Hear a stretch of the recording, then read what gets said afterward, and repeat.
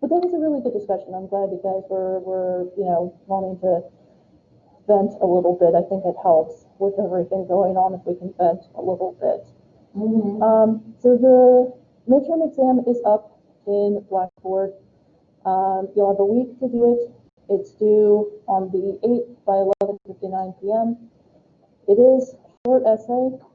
It's open book, open note, open your computer, basically. If you use something other than the textbook or the notes, just make sure you cite it somewhere in the exam so I know where it came from. Your exam will go through SafeAssign, but you have 2 attempts. So if you upload the midterm and you're like, oh, I forgot to cite something, you can re-upload it a second time. Just to make sure, not that anyone would do this, that you're not copying and pasting directly from a website or something like that. Also, I have had this happen in other classes where students work together on the exam and turn in the exact same answer. You do that, you're going to lose all the points on the question. I mean, most people are smart enough to know not to do that, but just know I will be able to tell, and it's not going to go well if you do that. The students are pretty good about not doing that. Okay, so this is actually perfect timing to talk about this. Yes? I just had a question on Sure. that SafeAssign. What are you talking about? It's a plagiarism check. It basically just checks, like, did you take, like, a chunk from a website and not cite it kind of thing. It's just checking to make sure you cite properly. So how do I put it there for you? Basically, when you upload the exam, it will go automatically through SafeAssign, and then you can see the percentage. Oh, like when I just attach it? Like I don't have to, it's not an app? No, it's attached already in Blackboard. Oh, yeah. So I just check my it. Basically, I think the way it works is once you've uploaded the exam, it'll say like it's going through the SafeAssign check, and then you should be able to see the report and see what your score is. Oh, okay. Yeah. Okay. Yeah. And most of it's just like 2 people use the same quote, but they both cited the book, and it's coincidental crap. All I'm really looking for is, did someone not cite properly, or did they deliberately like copy and paste out of Wikipedia or something like that? But you can see the score and you can look at it and be like, oh, did I forget to cite something? And you can take a look at it as well. Thank you. Yeah, no problem. Okay, so we're going to start talking about political participation. We're going to talk a bit about voting and digital participation, and a little bit about various groups and whether or not they participate. So political participation is basically the things we do to influence our government, the politics and the policy. Lobbying for gun control laws, or lobbying for marijuana laws, trying to vote out a politician you don't like, things like that.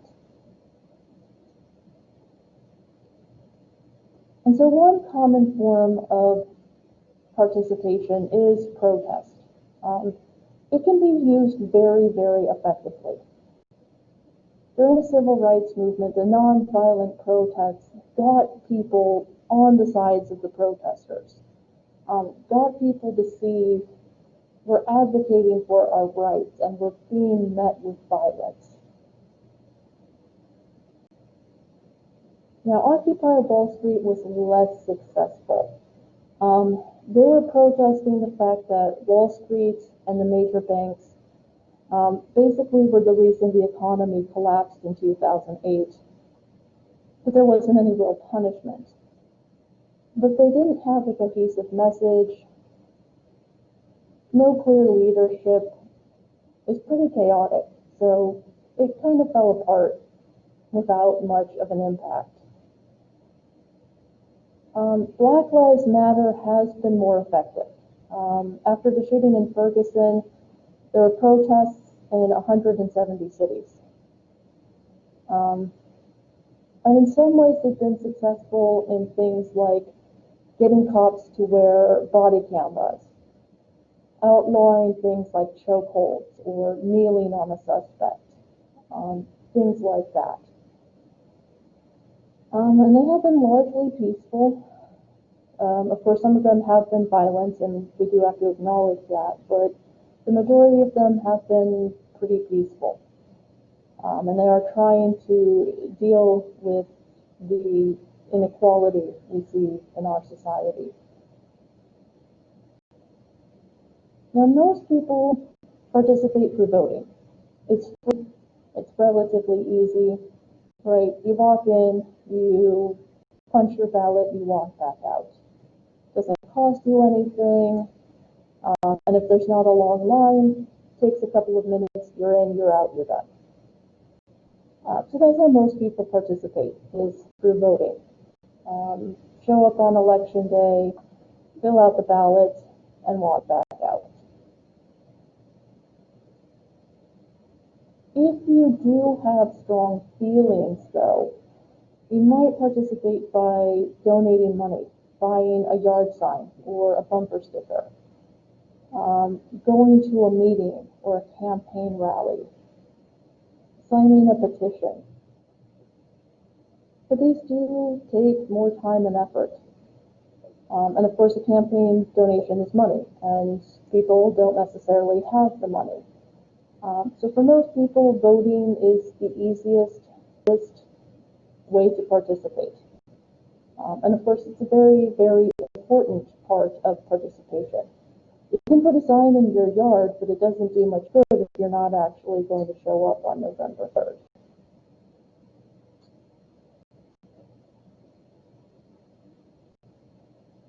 And I have seen some signs down here in Wesco, quite a few yard signs out along the roads. I've also seen people posting a yard sign that says "Any functioning adult 2020," which kind of funny, right?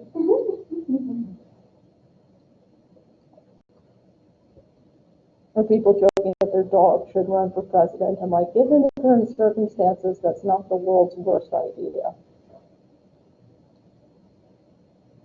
It's hard to believe that it's so serious, it's a serious matter, Yeah. when it's just like a laughing matter.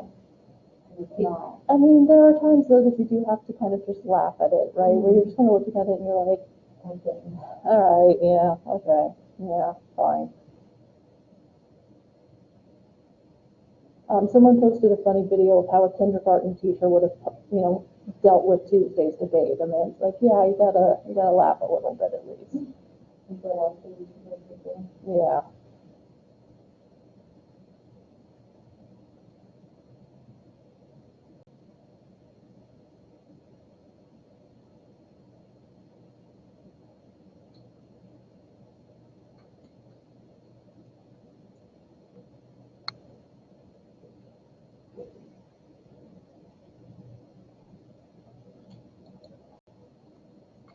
Of course, voting in the 19th century, up until about the Civil War, was limited to white men with property. You had to be relatively wealthy, a white man, and you had to be Christian. Later on, they removed the property requirements to give white men the right to vote. And then, of course, we had the 15th Amendment that gave African American men the right to vote, and the 19th Amendment, which gave women the right to vote.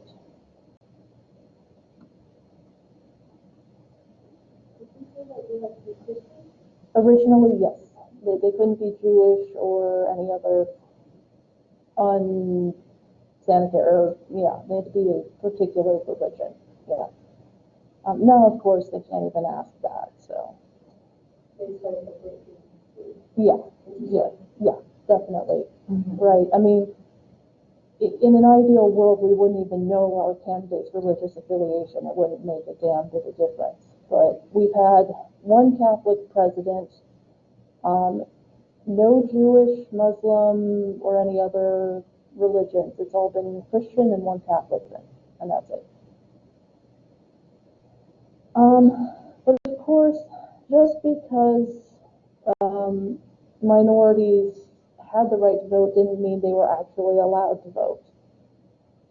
So it took the Civil Rights Act of 1964 and the Voting Rights Act of 1965 to actually give African Americans and Hispanic Americans the ability to vote everywhere.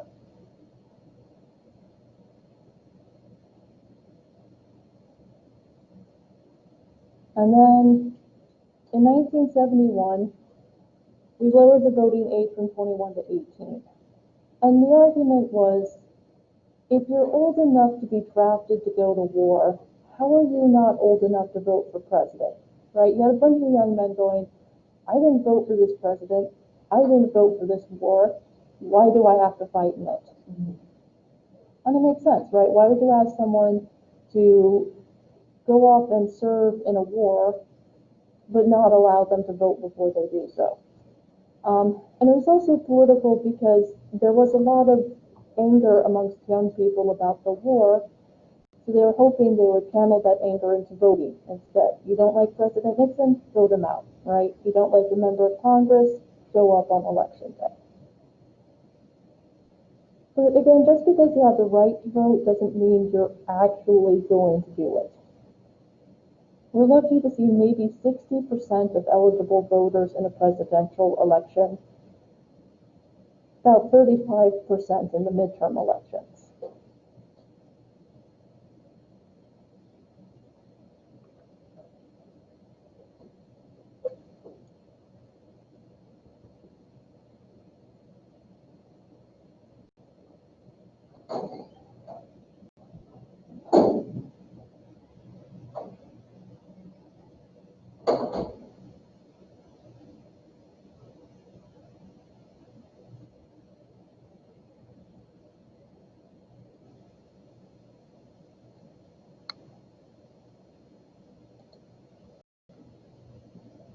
Okay.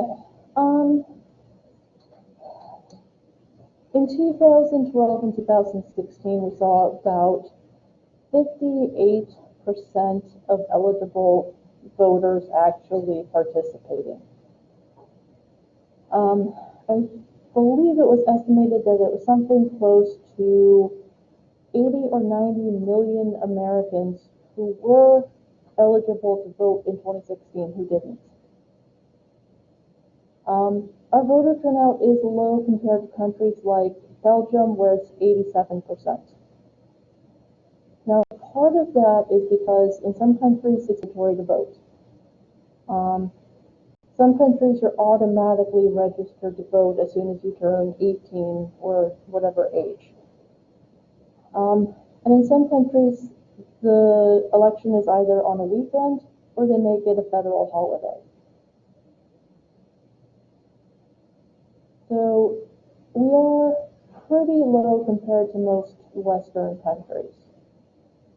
Midterm elections, there was 36% voter turnout in 2014, 49% 2 years ago. Now that was higher than usual because people had very strong feelings. They were angry, they were frustrated. Democrats were actually able to get people out to vote. So it was a higher than usual percentage. But that really only happens when people have strong emotions one way or the other.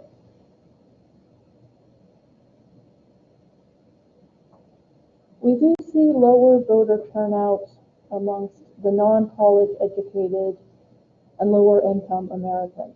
And we'll discuss a little bit more about why that's the case later.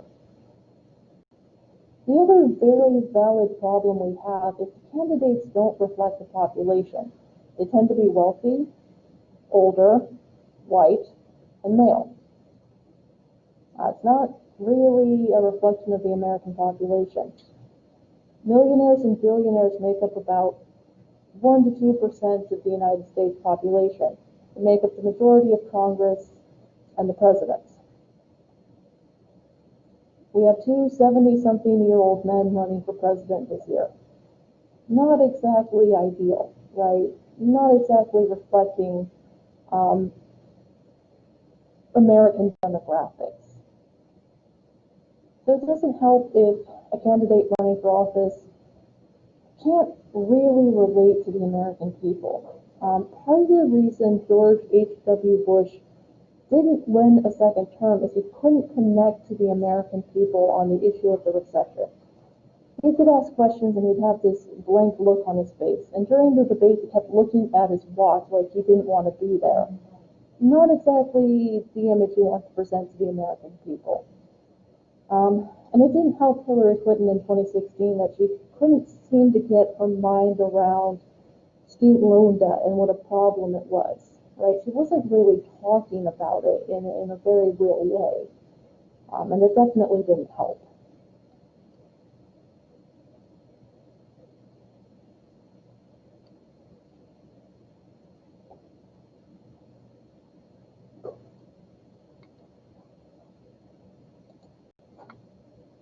Okay, so we used to do things like go to a campaign rally, watch television coverage, put up a yard sign.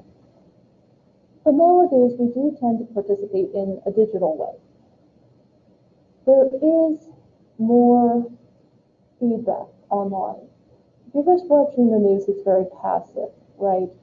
But if you go on a website and you're debating Tuesday night's debate, right, you get more interaction, you get more feedback, you feel better connected.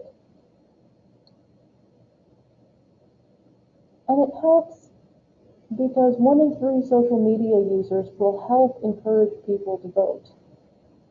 They'll post something like, come see me if you don't understand how to register to vote, or let's all make a pledge to vote on November 3rd. Holding others accountable, getting people to the polling stations, talking about politics, talking about government. Arguing, sure, but at least discussing the issues. And it's beneficial for young and poorer Americans. You can't necessarily donate to a candidate, but you can retweet something. You can share an article. You can follow Joe Biden on Instagram, right? So it's easier to participate in that capacity. In 2012, 61% of voters went online to look for election information, and 27% of them were using their phone to get information. Keeping in mind that in 2012, a lot of people didn't necessarily have smartphones. Data plans weren't super common. Today, of course, that number is significantly higher. Most of us, if we didn't watch the debate on Tuesday, can open Facebook and just read the comments and look at YouTube for the clips and things like that.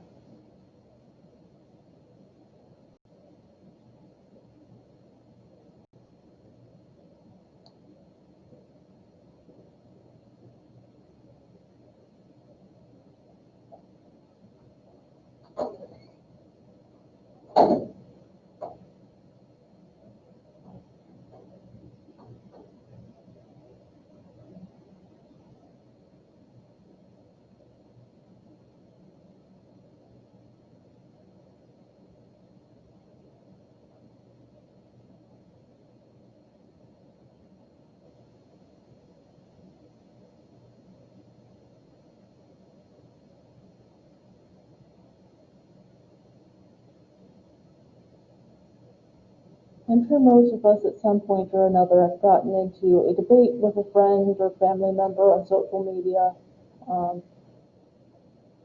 Actually had one with one of my relatives last night. Got really interesting. A bunch of us jumped in. Fun times.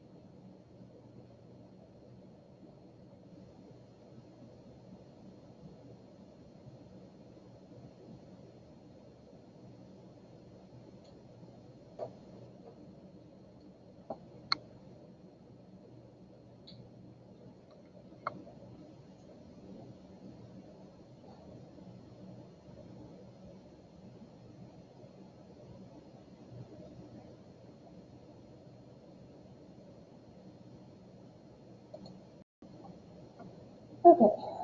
And studies have shown that participating in politics online does increase the likelihood of voting.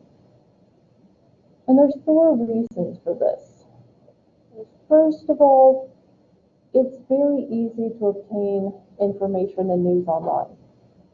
You can use your smartphone. You can go to a computer lab, a tablet, right? It's pretty easy to know what's going on. The second reason is candidates will place campaign ads on YouTube or Instagram, hoping to reach potential voters, help them learn about the candidates. The third thing is it can help create an emotional response. It can make you feel angry or sad or frustrated. Like in 2018 with the Senate race, Ted Cruz ran a clip of Beto O'Rourke defending the right of NFL players to take a knee. And so Cruz ran an ad showing a veteran saying it was, disrespectful to Americans, right? And he got an emotion, right? You could be angry about it, you could be like, he's absolutely right, but it gets people to pay attention. And the last reason is it doesn't take a lot of effort to participate online. It takes 10 seconds to retweet something, 5 seconds to share something. It's pretty easy to get involved these days. Even if you're someone who doesn't necessarily love politics, it's inescapable. It's everywhere. You go on YouTube to watch something and you see a Trump or Biden campaign ad. It's pretty much unavoidable. And so we use social media, Facebook, Instagram, Twitter, Snapchat, TikTok if it isn't banned before the election, right? All of those can be used to share information, share our views, let people know how we feel. And it's also good for the candidates. It's more cost efficient. Why buy ads in St. Louis and Dallas and Oakland if you can buy a YouTube ad and have it run nationally, even internationally? It saves the candidates so much money to use Instagram and Facebook and YouTube. Even if they're paying to run the ads, it's still cheaper. It saves them money in the long run. And it can bring in new voters. Bernie Sanders in 2016 and this year said, I'm not taking money from special interests. All of my money is coming from you. So word of mouth started spreading, and a lot of people were donating $10, $20, $30. And he raised all this campaign money from people like us. And people got excited about that. They said, this is something interesting. This is something different. And so this was a grassroots campaign. He did mount a very serious challenge to Hillary Clinton. And a lot of people didn't think that was actually going to happen, but he almost got the nomination. So if you find a way to get people on board with your campaign, there's a lot you can do with digital media.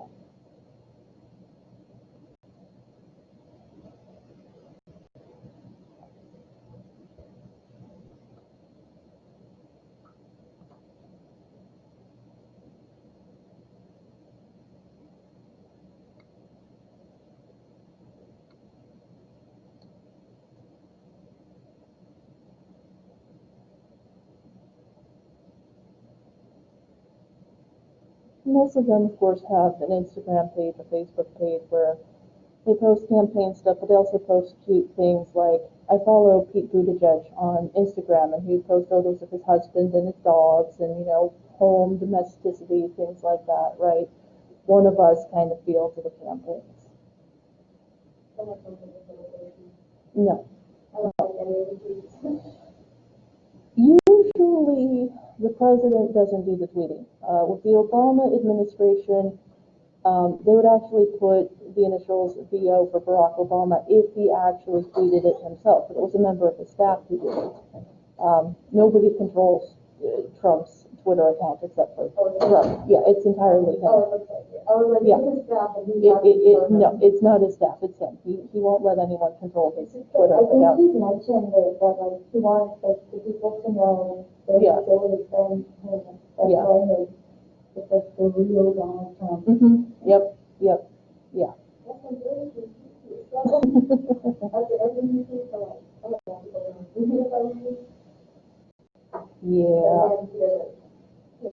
And I mean, it's not a bad way of communicating, it's just control what you're saying. Yeah. Maybe run it by a staff before you send it out, you know. The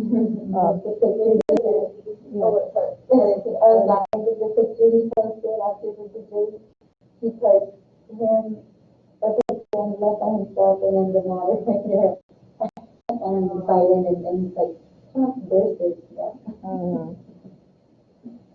Yeah. It's also, and this is just kind of a weird side note, Trump is one of the first presidents in a long time to not have any pets in the White House. Really? Yeah. Obama had the 2 dogs, yeah. The Obamas had 2 dogs. George W. Bush had a dog. Clinton had a dog and a cat. This is the first time in a long time we've had a president with no pets in the White House. Or maybe he's allergic. I mean, we can't know, but yeah. I really try not to judge anyone. Yeah. I really try not to judge him and just on my face, but sometimes I'm just like, then I remind myself, like, wait. Yeah.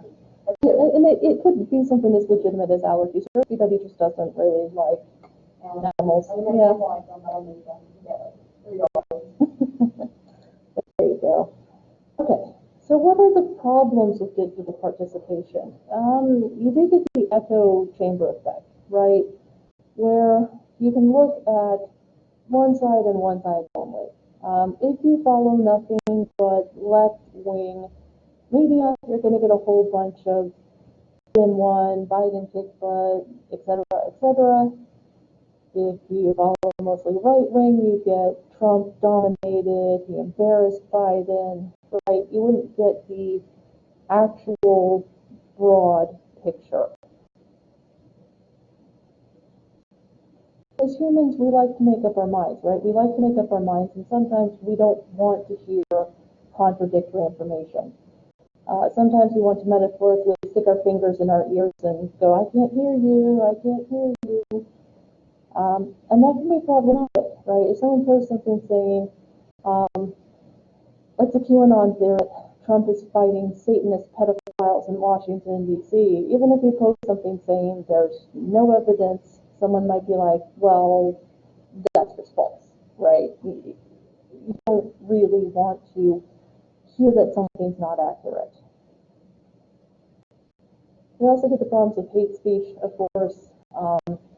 Someone posts a comment that seems innocuous, and then it gets into a debate, and then you get people insulting each other and hate speech, and you're an ugly fat whatever, right? It just gets really, really ugly.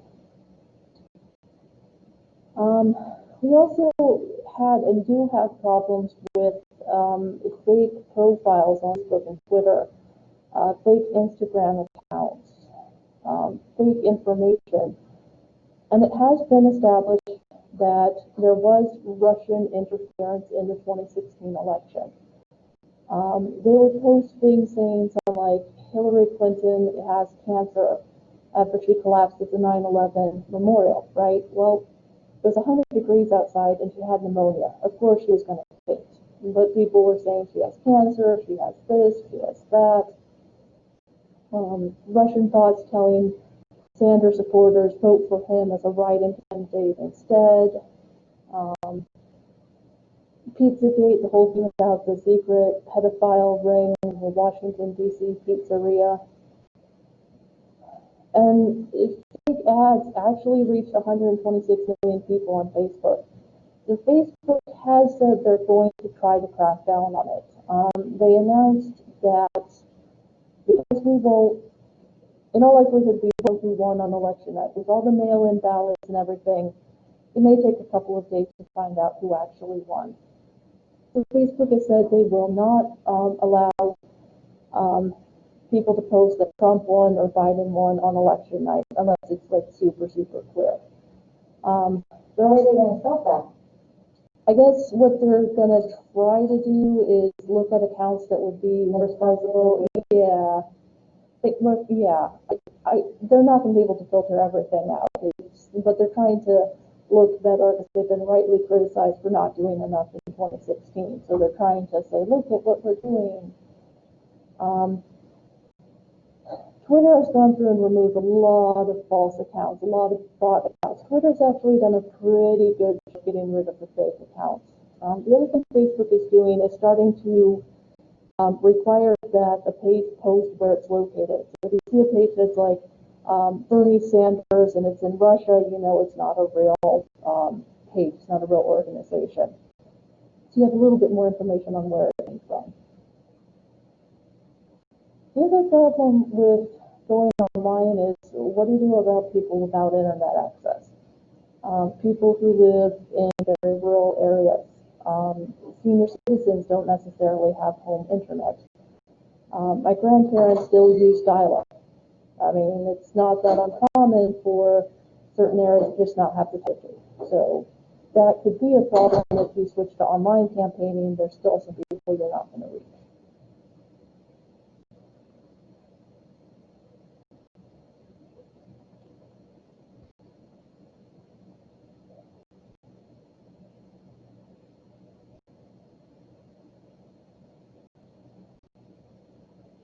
Also, I've seen this weird thing on Instagram where what looks like possibly fake pro-Trump accounts would post something like Trump 2020 and then a clown emoji. I have no idea where that came from, but it's like all over the place. It's really kind of weird. Well, they'll post something like Trump 2020 make America great again, clown emoji. And you're like, what? Yeah. Yeah. Yeah, but then it's like, why did they adopt the, I don't know. Like, why did they post that? Yeah. Yeah. I don't know what goes around there. Yeah. I'm not a big fan of social media, so I don't do social media. I don't have social media. So it's crazy though because everybody now does, and like I can't. I just think like all that stuff, like this stuff, like why people call it, like it's all self-inflicted. So I don't know. Yeah. I'm just against social media. Sure. Yeah, I actually have some friends who don't have social media at all, and that's absolutely fine. I mean, I'm on social media. I'm on Instagram mostly for the dogs. Okay, I follow a bunch of really cute dogs on Instagram. That's what I use it for. Yeah, that's my main thing. But yeah, I can understand why. I mean, sometimes I still have Twitter, but I don't go on there very often. So it's like I don't want to look at this. Yeah. Okay. So why don't we vote, right? Well, voting isn't logical. Your one vote is probably not going to decide the outcome of the election. But a million votes, that could make the difference, right? So the problem is you get a bunch of people who say, my one vote won't make a difference. And logically, sure. But if you get a whole bunch of people who say that, then you run into some real problems. And the benefits of voting have to outweigh the costs. So you have to look at, is it worth taking the day off of work or hiring a babysitter or going into work late to vote? You have to look at that and say, is it in my best interest to vote and hope my candidate wins? For some people, yeah. For other people, they're going to say it's not worth the time or the energy. There's also the very practical problem of, well, what do you do if you're working back to back on election day? Or you don't have a car and your polling place is 5 miles away? Or you're disabled? Or you have to take care of your children? You can't necessarily make it on election day, right? You can't necessarily find a way to get to the polls. It also doesn't help if you live on the West Coast. California is 3 hours behind New York. So when the polls close on the East and the Midwest, if the talking heads on Fox and others say the election's over, so-and-so won, why would you bother to show up to vote in California then? Either your candidate's won or your candidate's lost. So you're not going to show up. And so this is my little rant for the day. I want to tell the people, do not say anything to suggest that someone won until polls close on the West Coast. You'll live. We promise. It's going to be okay if you hold off on declaring the winner until 10 or 11 o'clock on election night. Wait for the polls to close. Give the people on the West Coast a chance to vote. I don't care if it's a landslide freaking until they voted. It just makes me absolutely crazy when they do that. Also, if you live in a battleground state, you are more likely to show up. If you're a Democrat in Illinois, the state's blue, why vote? A Republican in Oklahoma, the state's red, why are you going to vote? In Florida, you're damn well going to show up on election day. Because your vote is going to be seen as critical. You're going to want to make sure your candidate can win. So if you live in Florida, Iowa, Ohio, Pennsylvania, New Hampshire, you're going to face a lot of pressure to vote. And you're going to really feel like the benefits do outweigh the cost at that point. Florida constantly flips. 2012, it went for Obama. 2016, it went for Trump. Nobody can say for sure which way it'll go this election. If you live in a swing state, you are much more likely to show up to vote. You're going to feel like your vote does make a difference. You're also going to be seeing campaign ads constantly. 2016, when I lived in Florida, 2 months before the election, I swear every other ad was a campaign ad for like 2 months before the election. I was ready to throw my TV out the window. It was so bad. So you said you went off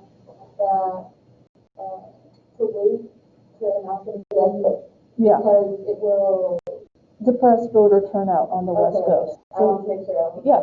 No. Yeah.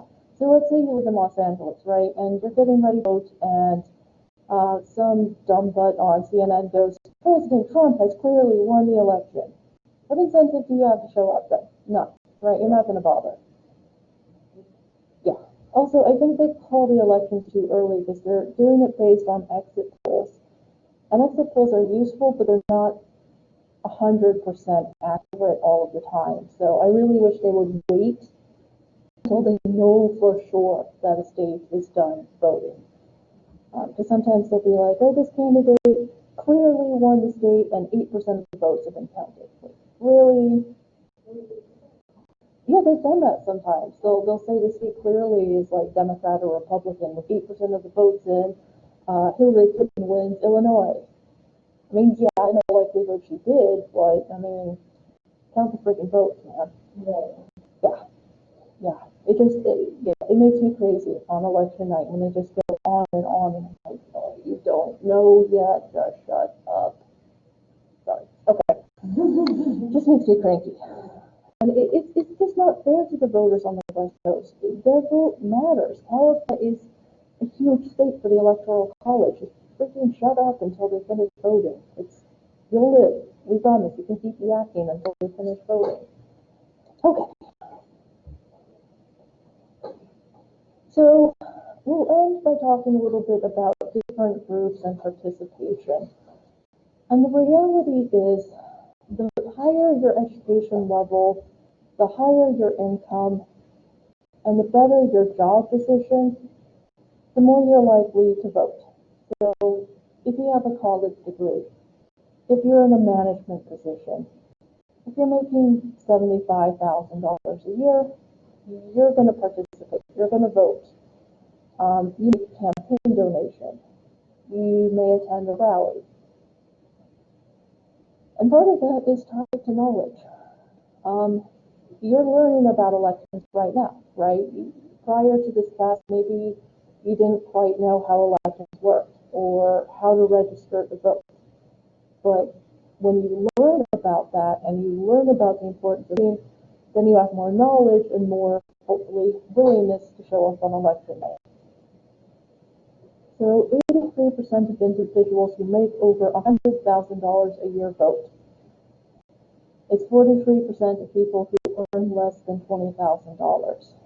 And again, part of that is the work you're doing. If you are a shift worker, showing up on election day can be a challenge. If you're relying on the buses, getting to your polling place, this may not be possible.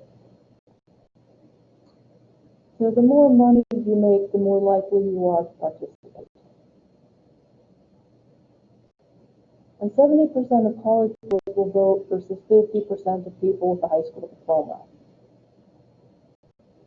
Part of that is knowledge, part of that is also the attempts we see to recruit college students to vote.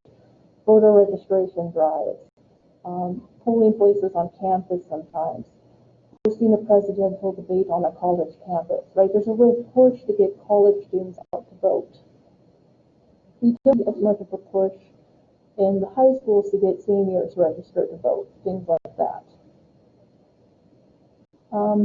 And it's also true that if you have a college degree or more, you are more likely to encourage people to vote, because you're going to know what are the steps to get registered in this state. How do we find our polling place? What does this candidate stand for? We might organize a group at lunch at work and say, hey, why don't we all take our lunch breaks and go vote together, right? We can carpool to the polling place. Get a bunch of your friends from the dorm and go vote together. Encourage your students to vote, right? Get people out there and voting. And I will remind you guys, well, you guys are here on Thursdays, but on election day, my rule of thumb is if you have to miss my class to vote, it's fine, right? I'd rather you miss my class and vote than not vote. So my attitude is if you have to miss my class to vote, then you miss my class and you go vote.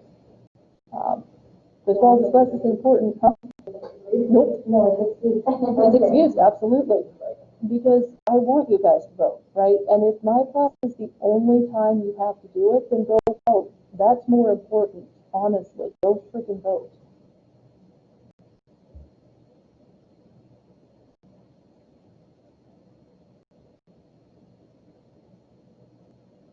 And part of it depends on your boss, too. In 2016, when I was waiting in line to vote, there's a long line. So I texted my boss and I was like, hey, I'm sorry, I'm still waiting in line to vote. And they're like, okay, you can come in late. But not every boss is like that, right? So it's like your boss is actually nice enough to be like, cool, just stay in line to vote. Great. If they're not, it's a little bit trickier. That's why I think it should be a federal holiday. No school, no work, everybody can just vote. It's probably been a better outcome. Absolutely.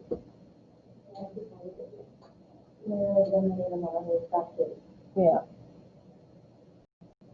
Yeah, because part of it too is if we're waiting in line for 2 hours, I mean, some people can't wait that long. Yeah. You can't go on your lunch break, or you can't go before work. And afterwards, you may be too tired to want to wait in line for 2 hours. So if you don't have work, yeah. Although the rule of thumb is if you are in line before the polls, they do have to let you vote. Yeah. Yeah, they can't ban you from voting if you're in line.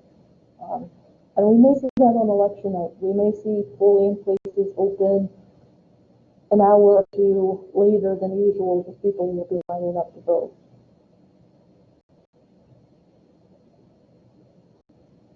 And you'll see various groups trying to get people to stay in line, bringing food, water, encouraging people to stay in line, trying to keep people from leaving. When I was an undergrad, the 2004 election, some of the polling places, the lines were as long as 3 hours, so a lot of the college groups were handing out pizza, trying to get people to stay in line.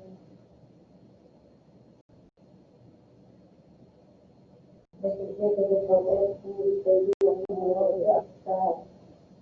think what's going to happen here in Texas is they're going to try to social distance with lines on the ground or something. Enforcing that's going to be another matter. I think they're going to have poll workers outside enforcing social distancing, to be honest, insofar as they can, anyway.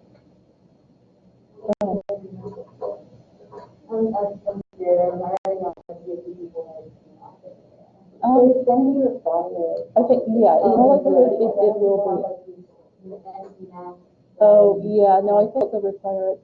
I voted in one of the runoff elections, and what they were doing was everybody had to wear a mask.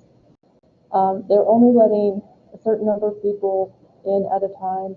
They gave us these giant, almost like Q-tips, and then we could just punch the machine with like the Q-tip instead of touching it, and then they would sanitize afterwards. So if they do it like that, it should be pretty safe. You don't want people touching the screens, right? Just give them like a stick and they can just push buttons, it'll be a little easier. Yeah.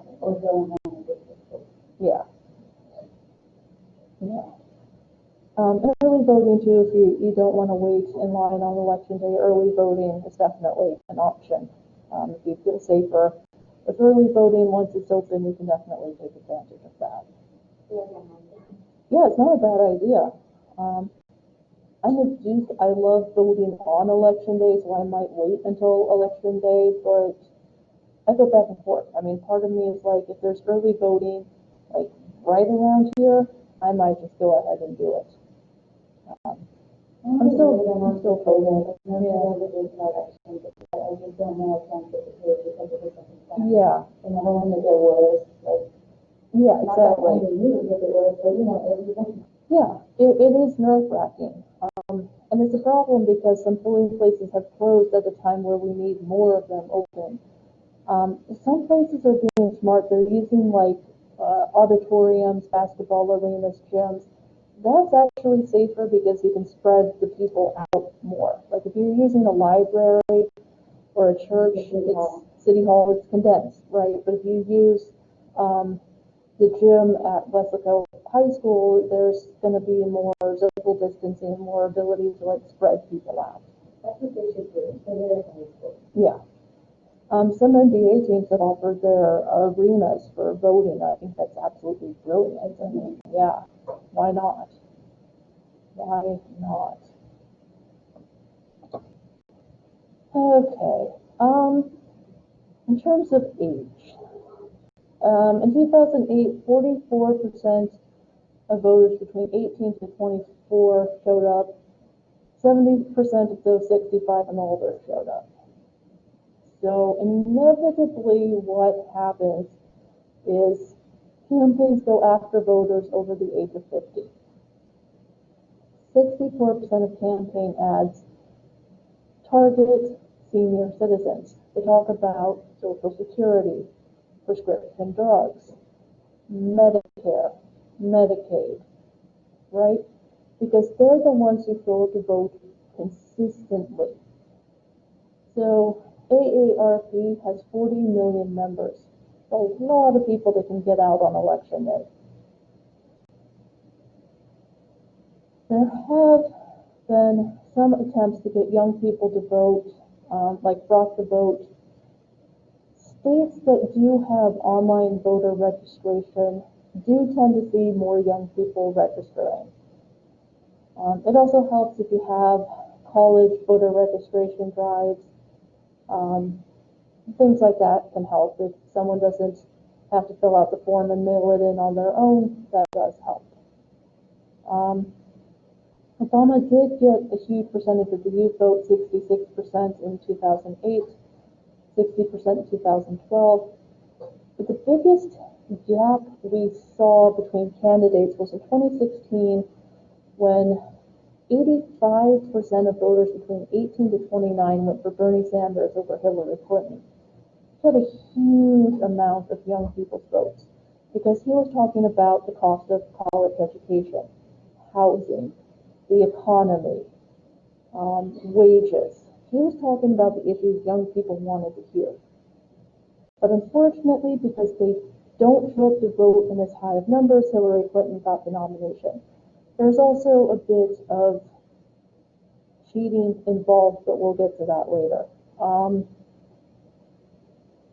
And there's a difference between the concerns of older voters and younger voters. Understandably, you guys are worried about, how do I pay for college? How do I afford housing? How do I take care of myself if I get sick? What's the environment going to look like when my kids grow up? A lot of very, very valid problems that just aren't being looked at. And the other part of the problem is most young people don't want to run for office. Part of it's the money, and part of it is just who wants their entire life being thrown back in their face if they choose to run for office, right? Who wants to see their high school friend going on CNN and saying, I remember when we did X, Y, Z, right? It's a little discouraging, but it's also kind of understandable. It's hard to get people to run for office, especially as ugly as it is right now. Just out of curiosity, would any of you actually consider running for office? No. No? Yeah, that's understandable. It is, yeah, it I'm a is. mom, so I'm just my baby and my dog, but I don't know the time. Yeah. Yeah, I've had one student in a class who had it all planned out. He was going to finish his bachelor's, join the military for a few years, go to law school, run for state office, and work his way up. But he's the only student I've ever had who had it like all planned out like that. Most of them are like, don't want to run. That's a question. Sure. I think I definitely. Well, I don't know, but to go to law school, do you have to have just like any major or a specific major? You can nope.